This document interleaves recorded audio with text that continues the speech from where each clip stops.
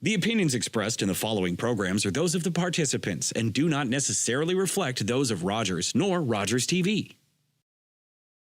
Hi, I'm Justice. And I'm Nia. And we believe dreams fuel revolutions. That's why we're engaging with Canadian icons and the causes they support. Join us for these inspiring conversations and find out how you can be revolutionary.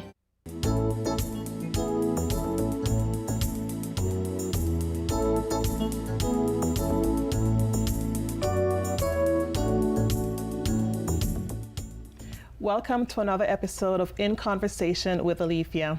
I am your host, Alethia O'Hara-Stephenson. In this show, we sit down with amazing guests who have an incredible story to tell. The show will educate, it will empower, and it will inspire you.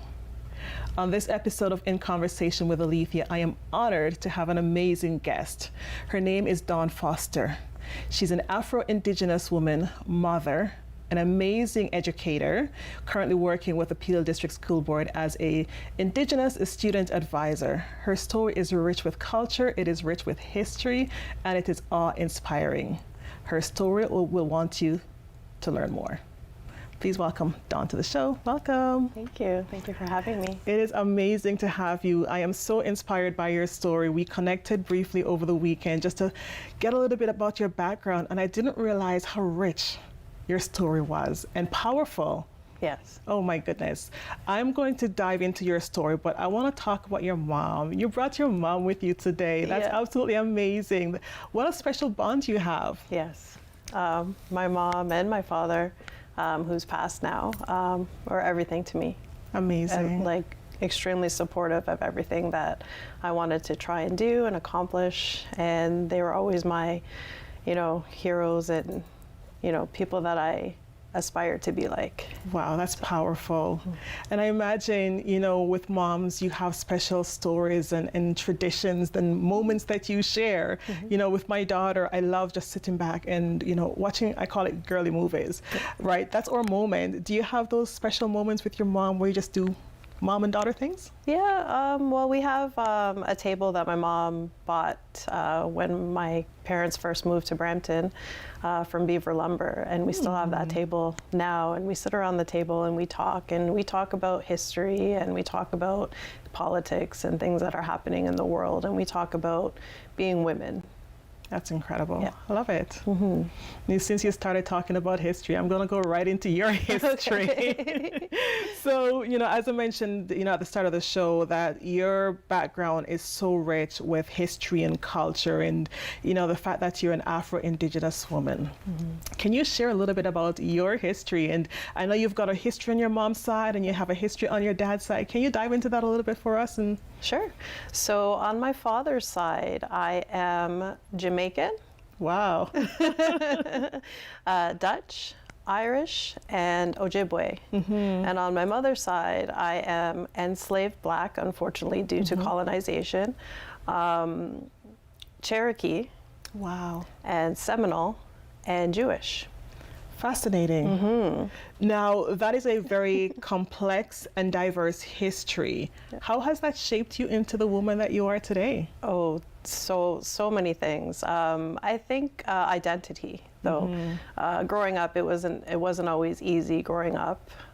Trying to figure out who I was and trying to figure out just where I'm going to go, where I'm going to travel, who I'm going to be. So growing up, trying to figure out all of my genealogy and history. Right.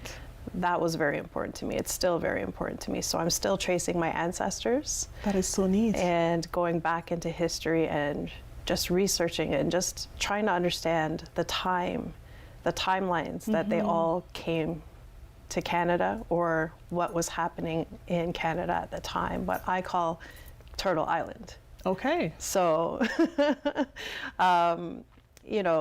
I have we were just looking at the books just before we started, and both of my great-grandfathers came to Canada at the same time, 1910. Oh my gosh. So my great-great-grandfather on my mother's side was an enslaved Black and Cherokee. And my great-great-grandmother was Black, enslaved Black, and Seminole. Wow. So they were fleeing from an Arkansas plantation, which I'm still trying to research. I'm still trying to figure out exactly where that is.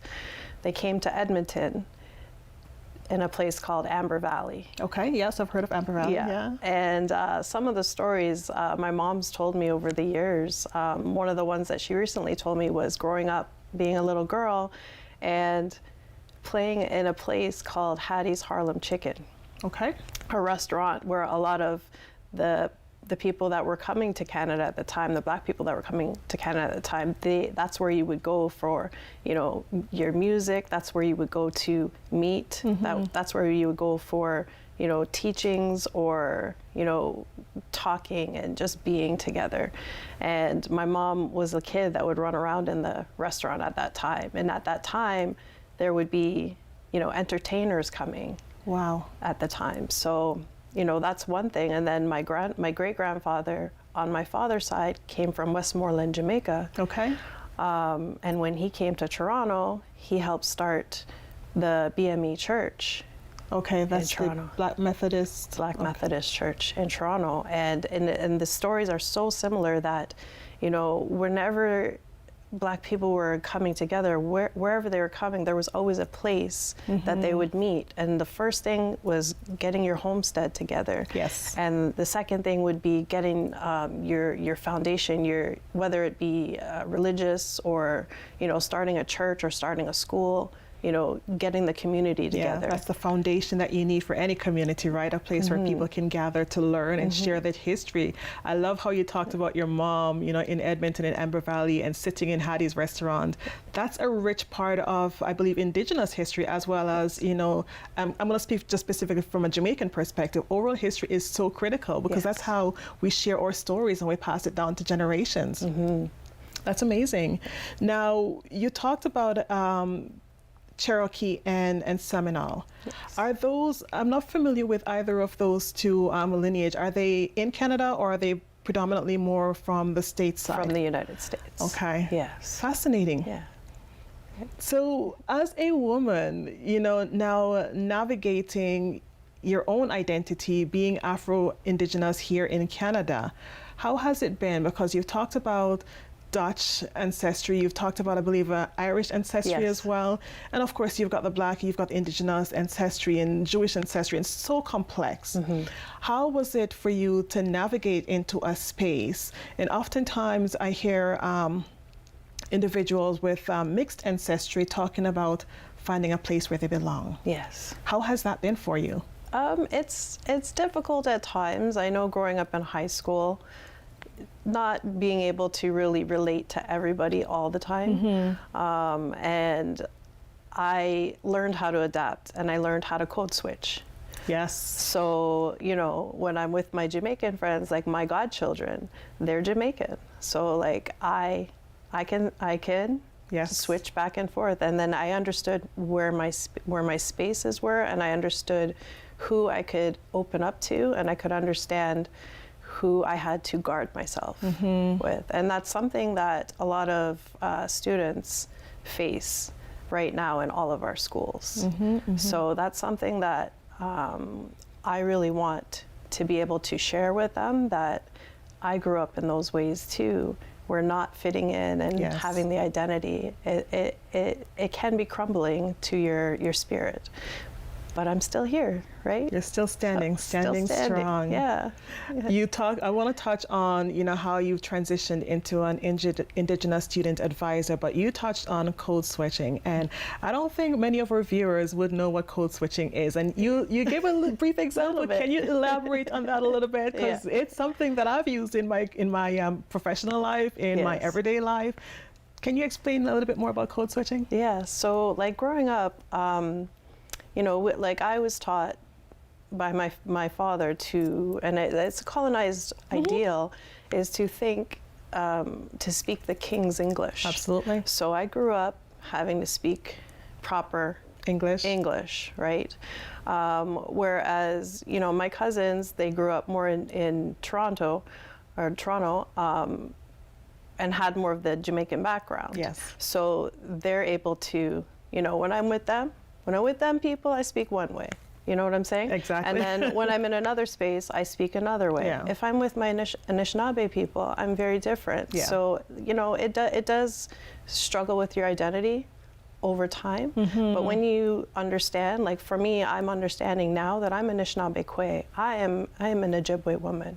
So I know that I am a powerful being. Yes. And I know that I'm a water carrier, I'm a water barrier. I give life, as do you. So I know that I'm a powerful being. Wow. But with the code switching, it's exhausting. And I truly believe freedom over code switching.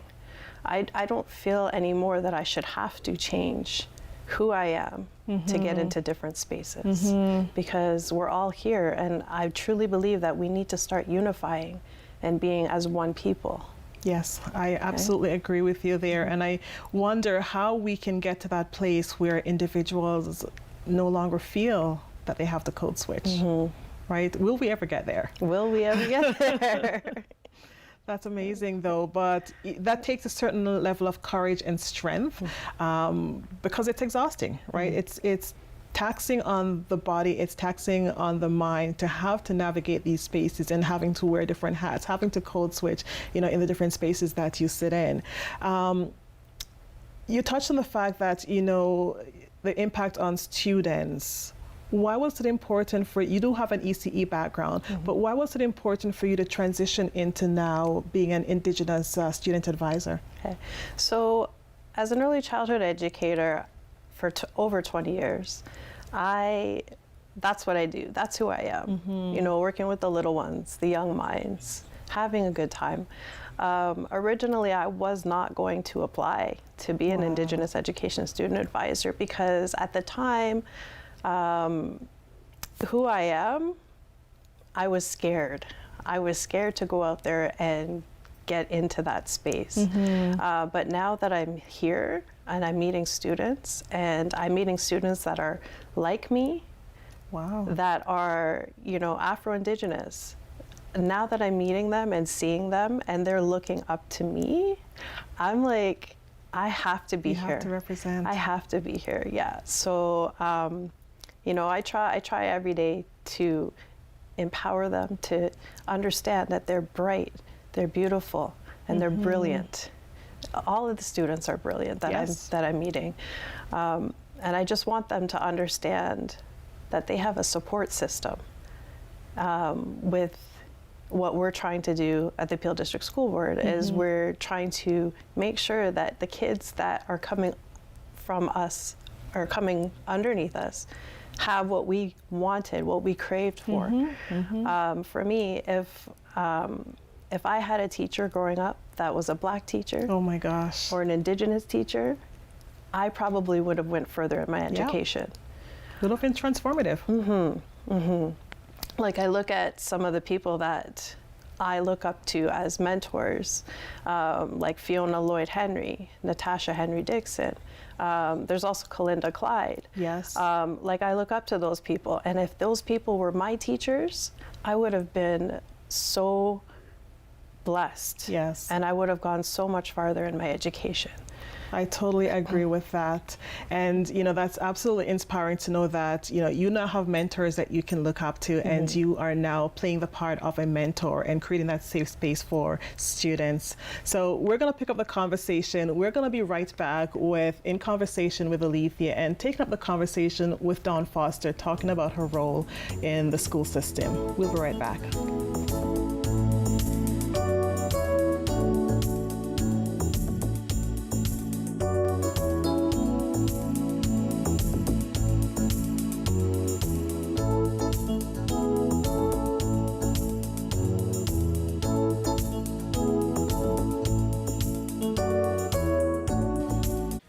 I'm Angel Morgan, host of Raising Energy on Rogers TV. Join us each week as we are back in the studio doing live psychic readings. I work with guides, guardians, angels, archangels. I'm a free-for-all. I even bring through animals and messages from loved ones to bring you closure.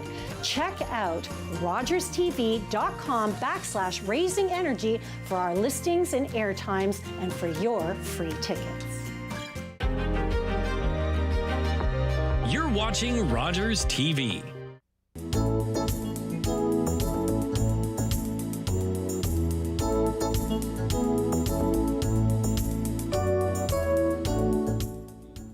Welcome back to In Conversation with Alethia. I'm here with Dhawne Foster, and we're talking about her journey into Indigenous Student Advisor with the Peel District School Board.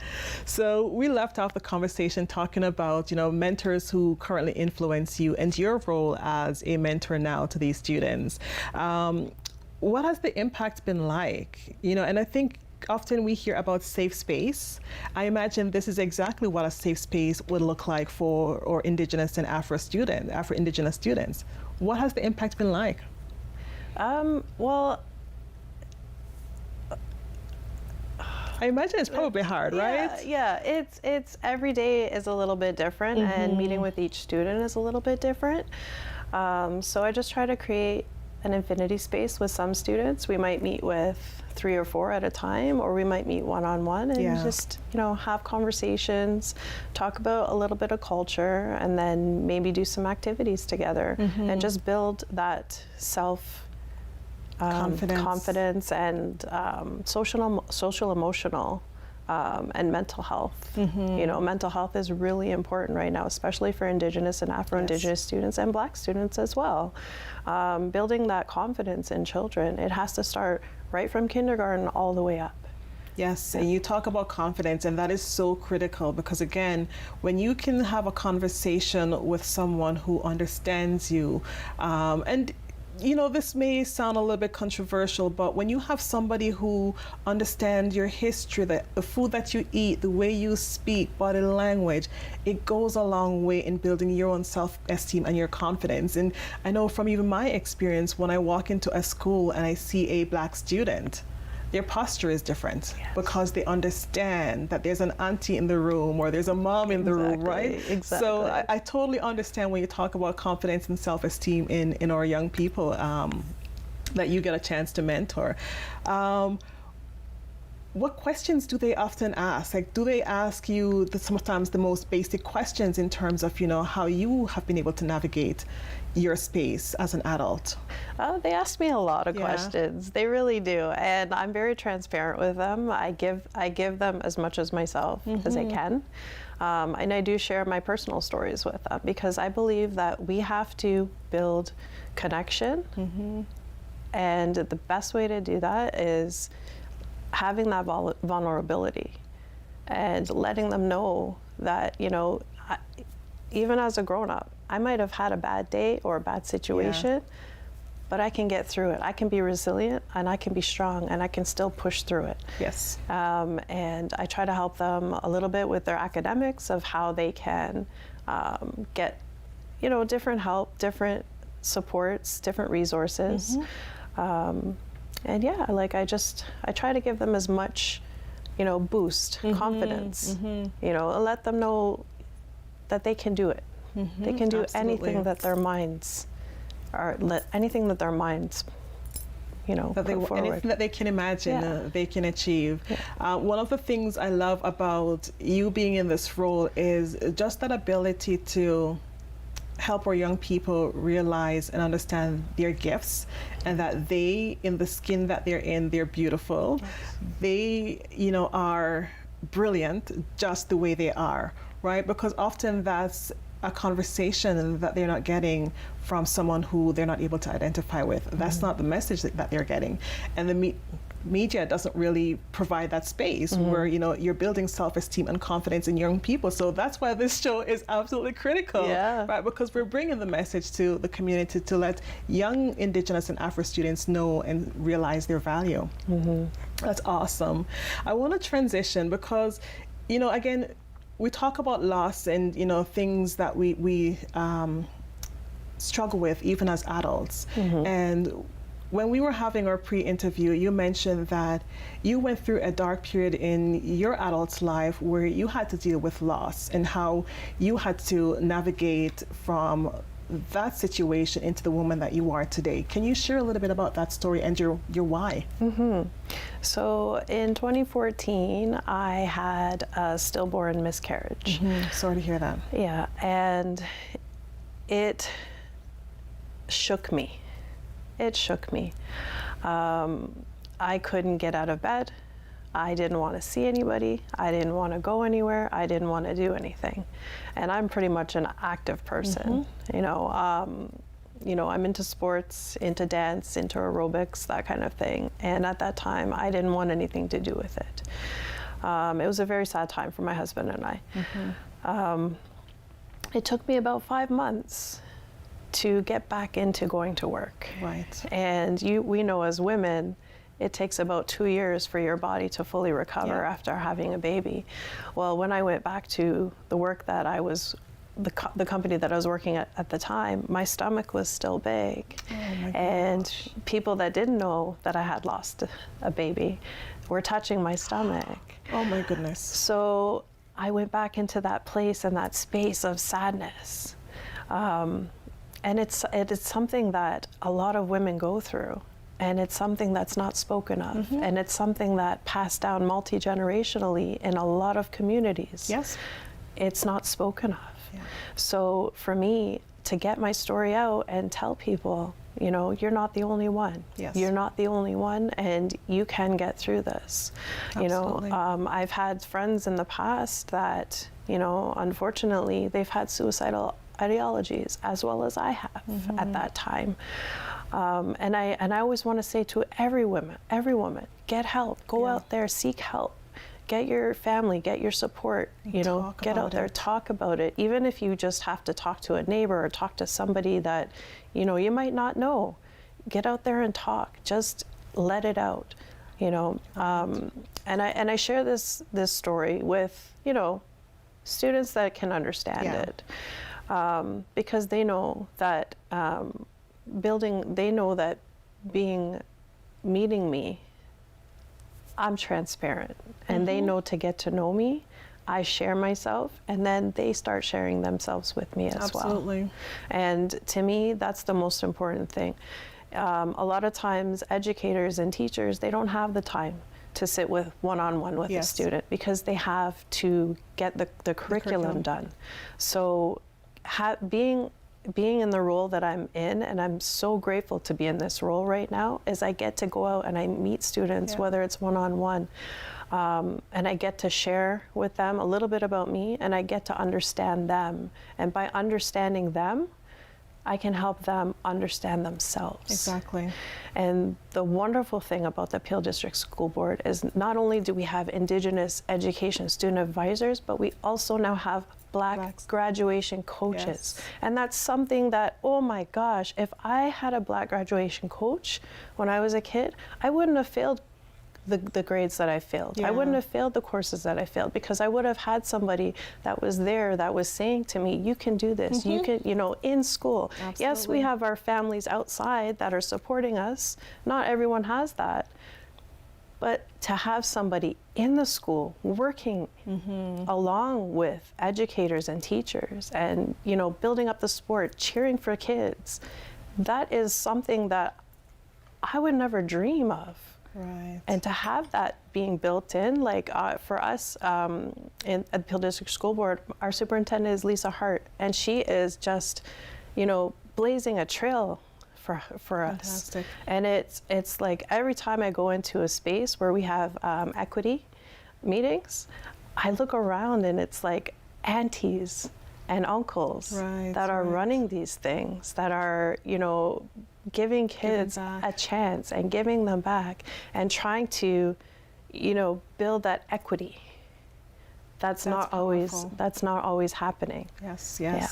And that's how you start to impact change and, you know, allow students the opportunity to be in a space where they can thrive, right? And then you have increase in graduation rates and, you know, bigger success and kids going on to post-secondary and achieving, you know, the jobs that they aspire to. So that is absolutely powerful. And, you know, again, talking about the strength and, you know, even going back to your loss, you know, oftentimes, especially in a Jamaican household, like, you know, I'm going to speak from that perspective because I am Jamaican born, but there's always that association of being strong, right? And when you go through a loss, the expectation is that you're supposed to endure it and just get over it. But the reality is that it takes a toll on your body emotionally, physically, mentally. And so it's not always easy to just get over it. So the fact that you're sharing your story now, I think, is quite powerful because it will empower another woman, right? Regardless of how they identify, to be able to say, one, it's okay. You'll be okay. Yes. Right? But most importantly, to talk about it, have a conversation with someone. Yes. That's quite powerful.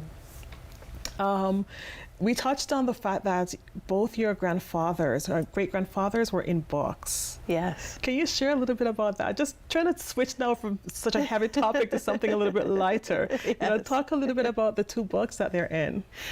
So one book, it just came out. It's called Welcome to Blackhurst. It's all of the families that built that Spadina Dundas area in Toronto. So our family, my Auntie Sandra, she still lives in one of the original houses that my grandfather had. So, and those houses were built in the 1800s and they're still standing, right? Is it designated as a historical house? Or? No, but I mean, the possibilities, right? Yeah. You never know. Yeah. That is fascinating. I love that. And that's something that you can now pass down to your own children. You know, this is history, this is legacy. Yeah. Love it, love it. Now, I know we're coming towards the end of the show, but I'd love to hear, do you have any special traditions, whether it's a mixture of your unique, diverse, you know, background and identity? Do you have any special traditions that you're now able to pass down to your own children? Well, in our family, so I grew up more, I would say, American Black. You know, when we got together, we would have, you know, macaroni pie and sweet potato and you know, that type of thing. So my grandma would be like the cook, you know. Love it. And I look back on my history and I look back and I see like my great grandmother, you know, she was a cook and a maid. And my grandmother was a cook for the Regent Appeal at a daycare for many, many years. She retired from there. My grandfather was the only Black police officer in his graduating you know, class. So I look back, and then my mother, she was a customer service rep. My mother had a 12th grade education. My father had an 8th grade education. I was the first woman on my mother's lineage to finish high school, or sorry, not high school, to finish college. Love that. Love that. Yeah, I'm going to end it there. Let's end on a high note. This is absolutely amazing. So I'm hearing that you've got a rich history of cooking and the legacy of your grandparents, your grandfather, great-grandfather that is now in a book. You're now able to pass that on to our young people, to your children. So fascinating story. I loved every minute of it. Thank you so much for coming on to share your story with us. And I look forward to having more conversations with you. Oh, thank you. This has been amazing. So thank you so much for joining us on In Conversation with Alethia. Tune in next time as we have other amazing guests sharing their awe-inspiring stories.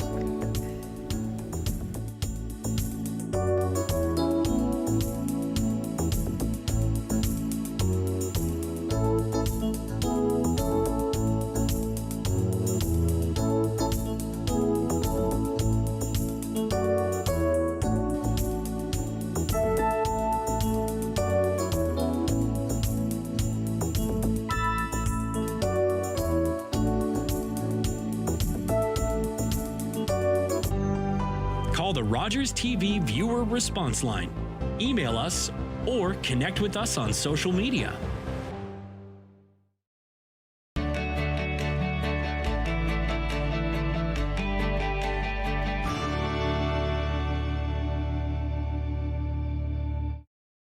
I'm Nicole Martin, the proud ambassador for the Comfort Bear program.